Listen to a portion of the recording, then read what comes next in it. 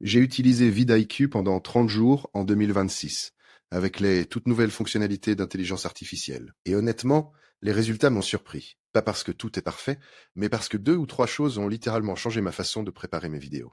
Alors si tu hésites à investir dans cet outil cette année, reste bien jusqu'au bout, parce que je vais tout te dire sans filtre. En 2026, YouTube compte plus de 800 millions de vidéos en ligne. Le problème, pour un créateur qui démarre ou qui stagne, ce n'est pas le manque d'idées, c'est l'impossibilité de savoir pourquoi certaines vidéos explosent et d'autres non. YouTube Studio te donne des statistiques, oui, mais il ne t'explique pas pourquoi ta vidéo sous-performe face à un concurrent sur le même sujet. C'est exactement là que des outils comme celui-ci entrent en jeu. Et en 2026, avec l'arrivée d'une couche d'intelligence artificielle plus poussée, la promesse est encore plus forte qu'avant. Mais une promesse, ça se vérifie.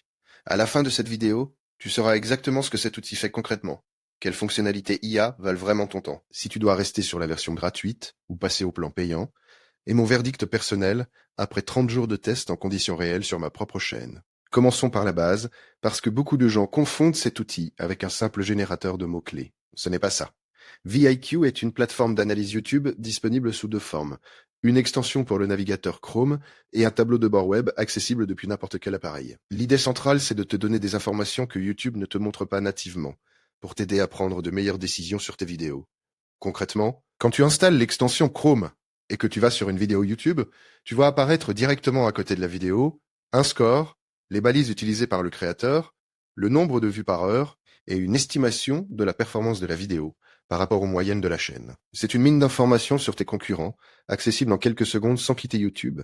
Et c'est là que tout change en 2026, parce qu'il ne se limite plus à afficher des données brutes. L'outil compare désormais les performances de tes vidéos avec celles de tes concurrents, en utilisant des modèles d'analyse de données pour fournir des conseils personnalisés sur ta stratégie. Ce n'est pas moi qui le dis, c'est documenté dans le guide complet iKiwi publié en 2026. Mais restons honnêtes sur un point important. vidIQ est principalement conçu en anglais. Les menus, les conseils détaillés de l'IA, les rapports de coaching, tout ça arrive d'abord en anglais. Il existe des traductions partielles, mais si tu n'es pas à l'aise avec l'anglais, certaines fonctionnalités avancées te sembleront moins accessibles. C'est une limite réelle que je voulais mentionner dès le début, parce que personne ne le dit clairement dans les vidéos concurrentes. Donc, pour résumer ce premier point, c'est un outil d'analyse YouTube qui fonctionne en extension Chrome et en tableau de bord web, qui te donne accès à des données invisibles dans YouTube Studio et qui, en 2026, intègre une couche d'intelligence artificielle pour transformer ces données en recommandations concrètes. La question maintenant, c'est de savoir si ces recommandations sont vraiment utiles. Voilà la partie qui me semblait la plus importante à tester. Parce que toutes les vidéos sur ce sujet que j'ai trouvées dataient de 2025 et ignoraient complètement ce qui a changé avec les mises à jour d'intelligence artificielle de début 2026. Parlons donc de ce qui est vraiment nouveau.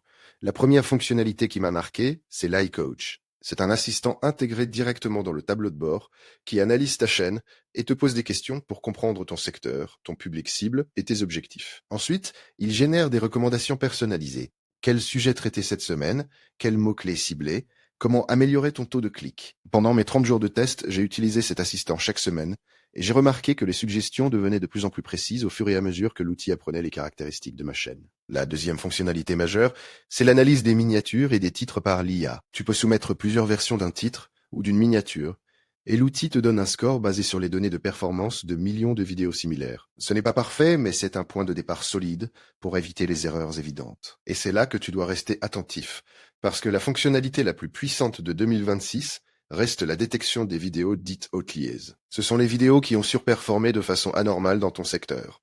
C'est-à-dire des vidéos qui ont obtenu beaucoup plus de vues que ce que la taille de la chaîne aurait laissé prévoir. Identifier ces outliers chez tes concurrents, c'est comprendre quel sujet ou format l'algorithme YouTube a décidé de propulser récemment. Et en 2026, l'IA filtre et trie ces outliers de façon bien plus précise qu'avant. Selon les retours utilisateurs compilés dans l'analyse Captera France 2026, les possibilités offertes par ces fonctionnalités sont décrites comme quasi infinies pour ceux qui savent les exploiter. Ce que j'ai constaté dans mes tests confirme globalement cet avis. Rentrons dans le concret, parce que la théorie c'est bien, mais ce que tu veux savoir c'est comment ça se passe vraiment quand tu utilises la détection outliers au quotidien. Dans mon test, voici ce que j'ai fait pendant la première semaine. J'ai ciblé 5 chaînes concurrentes dans mon secteur. Pour chacune d'elles, j'ai ouvert l'onglet Oulier et j'ai regardé quelles vidéos avaient obtenu un ratio vu sur abonné anormalement élevé au cours des 30 derniers jours. Sur les 5 chaînes analysées, j'ai identifié 7 vidéos qui surperformaient clairement. 6 de ces 7 vidéos traitaient d'un angle très précis que je n'avais pas encore couvert sur ma chaîne. J'ai donc créé 2 vidéos sur cet angle en m'appuyant sur les recommandations de l'iCoach pour le titre et les balises. Sur les 2 vidéos publiées, une a dépassé mes moyennes habituelles de vues dès la première semaine, l'autre a performé dans la moyenne. Ce n'est pas miraculeux, mais c'est un résultat concret et documenté. Ce que j'ai apprécié dans cette fonctionnalité, c'est sa simplicité d'utilisation. L'interface guide naturellement vers les optimisations prioritaires, même si tu débutes. C'est d'ailleurs confirmé par les retours utilisateurs de 2026 compilés sur le site lui-même, qui soulignent une courbe d'apprentissage douce, contrairement à des outils comme TubeBuddy, qui peuvent paraître plus techniques à prendre en main. Attention cependant à un piège dans lequel je suis tombé en début de test. Une vidéo identifiée comme outlier chez un concurrent n'est pas automatiquement une opportunité pour ta chaîne. Si elle a explosé grâce à une tendance éphémère ou grâce à la notoriété déjà installée du créateur, recopier le sujet ne produira pas forcément le même résultat. L'outil t'indique les signaux, mais c'est toi qui dois les interpréter avec ton contexte. Les premières améliorations se voient généralement entre 2 et 4 semaines, selon les données recueillies par la plateforme auprès de ses utilisateurs. L'impact complet se mesure sur 2 à 3 mois d'utilisation régulière. C'est probablement la question que tout le monde se pose. Alors voici une réponse claire et sans langue de bois. La version gratuite existe et elle est déjà utile. Elle te donne accès à l'extension Chrome de base. Tu peux voir les balises de tes concurrents sur YouTube, consulter un score pour chaque vidéo et accéder à une partie des statistiques de ta propre chaîne. Pour quelqu'un qui démarre complètement et qui n'a pas encore de revenus issus de sa chaîne, c'est un bon point de départ. Mais les fonctionnalités qui font vraiment la différence en 2026, celles dont je t'ai parlé dans les sections précédentes, sont réservées aux versions payantes. La détection des outils est complète, le iCoach avec ses recommandations personnalisées, l'analyse des miniatures et des titres par l'IA, et les outils de recherche de mots-clés avancés, tout ça est derrière un abonnement. Le plan Pro coûte autour de 10 € par mois, et le plan Boost monte aux alentours de 49 $ par mois, avec des outils encore plus poussés. Mon avis tranché sur cette question. Si tu publies moins d'une vidéo par semaine, et que ta chaîne n'a pas encore atteint 1000 abonnés, commence par la version gratuite couplée à YouTube Studio. En revanche, si tu publies régulièrement, et que tu cherches à accélérer ta croissance, le plan Pro, à 10 € représente un investissement raisonnable. Le plan Boost à 49 $, lui, est pertinent, surtout si tu gères plusieurs chaînes ou si tu travailles en tant que gestionnaire de chaîne pour des clients. Si tu veux tester par toi-même, j'ai mis le lien en description pour accéder directement et commencer avec la version gratuite ou explorer les plans payants. Rappelle-toi aussi ceci. Selon le rapport Captera France 2026, les utilisateurs qui tirent le meilleur parti sont ceux qui publient régulièrement. L'outil ne compense pas un manque de régularité. Il amplifie les efforts déjà en place. C'est une excellente question, et la réponse est plus nuancée qu'on pourrait le croire. YouTube Studio s'est considérablement amélioré ces dernières années. En 2026, il offre des données de rétention précises, des comparaisons de performance entre vidéos, des informations sur l'audience, et même quelques suggestions de contenu basées sur les tendances. Pour un créateur qui démarre ou qui publie occasionnellement, YouTube Studio peut suffire. Mais là où YouTube Studio s'arrête, l'outil commence. La différence principale se situe sur 2 points. Premièrement, YouTube Studio te donne des données sur ta propre chaîne, mais il ne te montre presque rien sur tes concurrents. Avec Vidicue, tu peux analyser n'importe quelle chaîne publique et comparer tes performances aux leurs. Cette dimension comparative est fondamentale quand tu cherches à comprendre pourquoi certains créateurs de ton domaine progressent plus vite que toi. Deuxièmement, YouTube Studio ne fait pas de recherche de mots-clés. Il t'indique ce qui a déjà fonctionné pour toi, mais il ne t'aide pas à identifier ce que les gens cherchent et que tu n'as pas encore traité. C'est exactement le rôle du moteur de mots-clés de cet outil. Pour être honnête, si tu l'utilises que pour regarder tes propres statistiques, tu paies pour quelque chose que YouTube Studio te donne gratuitement. Beaucoup de créateurs me posent cette question directement. Pourquoi payer pour Vidicue quand YouTube Studio est gratuit et déjà intégré à la plateforme? On arrive au moment que tu attendais depuis le début, mon verdict après 30 jours de test en 2026. Premier constat, l'outil mérite sa réputation d'application sérieuse pour YouTube. Après analyse approfondie des fonctionnalités et compilation des retours utilisateurs sur Captera France et plusieurs sources indépendantes, il apporte quelque chose de concret à ceux qui l'utilisent régulièrement et intelligemment. Deuxième constat, les nouvelles fonctionnalités IA sont réelles et utiles, mais elles ne font pas de miracle. Le coach IA est clairement plus performant qu'en 2025, la détection des outils est plus fine et l'interface est plus accessible. Mais l'outil reste imparfait sur les analyses en français, et certaines recommandations IA restent génériques quand le sujet est très spécifique. Troisième constat, le rapport qualité-prix dépend entièrement de ton niveau d'activité. Si tu publies plusieurs vidéos par mois et que tu as une vraie stratégie de croissance, Vidicue au plan intermédiaire vaut l'investissement. Si tu publies une fois par mois, sans objectif précis, reste sur la version gratuite. Alors, est-ce que l'IA a tué l'outil comme je le posais dans le titre? Non. L'intelligence artificielle a au contraire renforcé ce qui faisait déjà sa force, à savoir la capacité à analyser la concurrence et à identifier des opportunités de contenu. Mais elle n'a pas transformé l'application en outil magique qui remplace la stratégie et la régularité. Les possibilités sont infinies, comme le disent certains utilisateurs sur Capterra, mais c'est toi qui dois les actionner. L'outil te donne les informations, la décision reste la tienne.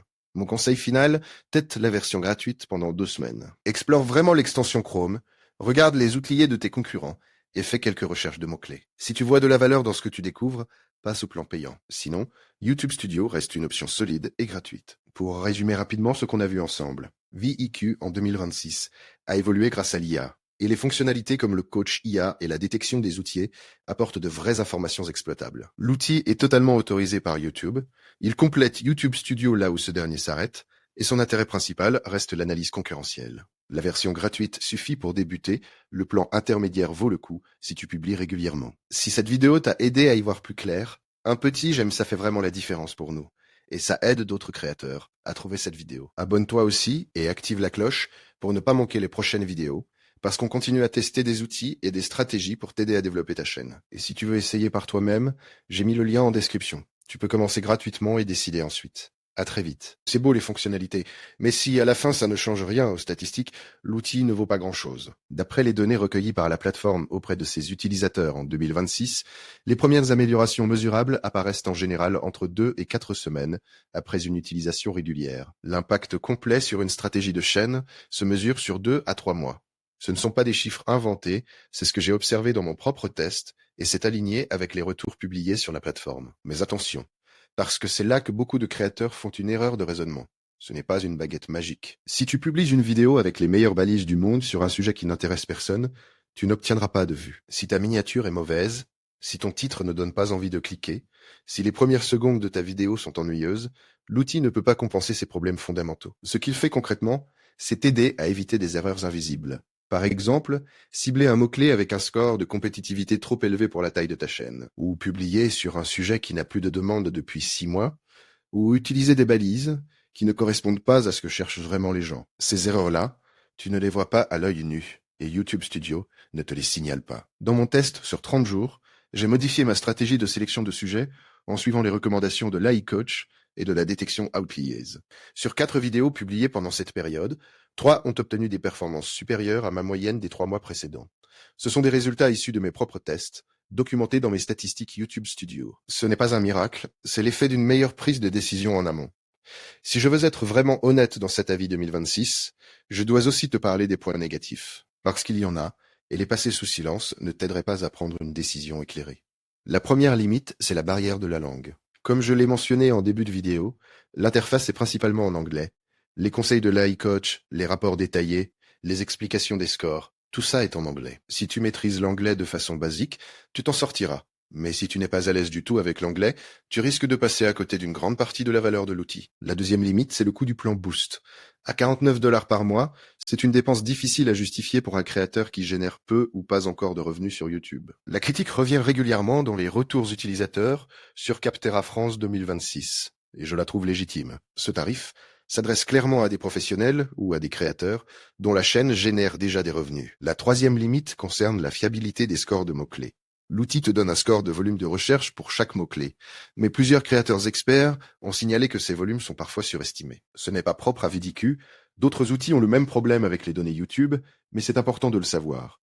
Utilise ces scores comme des indicateurs relatifs, pas comme des vérités absolues. Et c'est là que la partie suivante va te surprendre, parce que malgré ces limites, mon verdict global reste positif. Et voici pourquoi précisément. Quatrièmement, les fonctionnalités les plus avancées de l'IA nécessitent une période d'apprentissage. L'AI Coach devient vraiment pertinent après 2 à 3 semaines d'utilisation, le temps que l'outil accumule suffisamment de données sur ta chaîne pour générer des recommandations vraiment personnalisées. Si tu t'arrêtes après 1 semaine parce que les conseils te semblent trop génériques, tu passes à côté de ce que l'outil peut vraiment faire. On arrive au moment que tu attendais depuis le début de cette vidéo. Est-ce que cet outil vaut vraiment son prix en 2026 avec ses nouvelles fonctionnalités d'intelligence artificielle? Mon verdict est clair. Si tu es créateur YouTube et que tu publies régulièrement, VIQ mérite sa réputation d'outil incontournable. C'est d'ailleurs la conclusion que tirent plusieurs analyses approfondies publiées en 2026, après compilation des retours de nombreux utilisateurs. Ce n'est pas parfait, j'ai été transparent sur les limites, mais les fonctionnalités IA apportent une vraie valeur ajoutée par rapport aux versions précédentes. Voici ma recommandation selon ton profil. Si tu as moins de 1000 abonnés et que tu viens de démarrer, commence par la version gratuite. Installe l'extension Chrome, utilise-la pour analyser les balises de tes concurrents et familiarise-toi avec les scores. C'est gratuit et déjà utile. Si tu as entre 1000 et 10 000 abonnés et que tu publies au moins une vidéo par semaine, le plan pro à environ 10 € par mois est un investissement raisonnable. L'AI Coach et la détection outlier vont t'aider à affiner ta stratégie de sujet et à progresser plus vite que si tu travailles à l'aveugle. Si tu as plus de 10 000 abonnés ou si tu gères plusieurs chaînes, le plan Boost peut se justifier financièrement, mais seulement si tu exploites vraiment toutes les fonctionnalités disponibles. Si tu devais ne retenir qu'une seule chose de cette vidéo, c'est celle-là. Cet outil ne remplace pas un bon contenu, mais il t'évite de perdre du temps sur des décisions stratégiques mal informées. En 2026, avec l'IA qui s'intègre de plus en plus profondément, l'écart entre un créateur qui l'utilise et un créateur qui s'en passe va continuer à se creuser. Mes 30 jours de test m'ont convaincu que les nouvelles fonctionnalités IA ne sont pas un simple habillage marketing. Elles changent réellement la façon dont on peut analyser la concurrence et prendre des décisions de contenu. Et ça, en 2026, c'est exactement ce dont les créateurs sérieux ont besoin. Donc, pour résumer ce qu'on a vu ensemble, VidIQ en 2026 est avant tout un outil d'analyse concurrentielle et de prise de décision, pas un simple générateur de balises. Ces nouvelles fonctionnalités IA, comme l'AI Coach et la détection Outliers, apportent un avantage réel et documenté. La version gratuite suffit pour démarrer, le plan pro est pertinent dès que tu publies régulièrement et l'outil est officiellement autorisé par YouTube. Si cette vidéo t'a aidé à y voir plus clair en 2026, un petit j'aime, ça fait vraiment la différence pour que d'autres créateurs puissent la trouver. Abonne-toi et active la cloche pour ne pas manquer les prochaines vidéos sur les outils et stratégies YouTube. Et si tu veux tester par toi-même, j'ai mis le lien en description. C'est le lien officiel sans surcoût pour toi. À très vite pour la prochaine vidéo.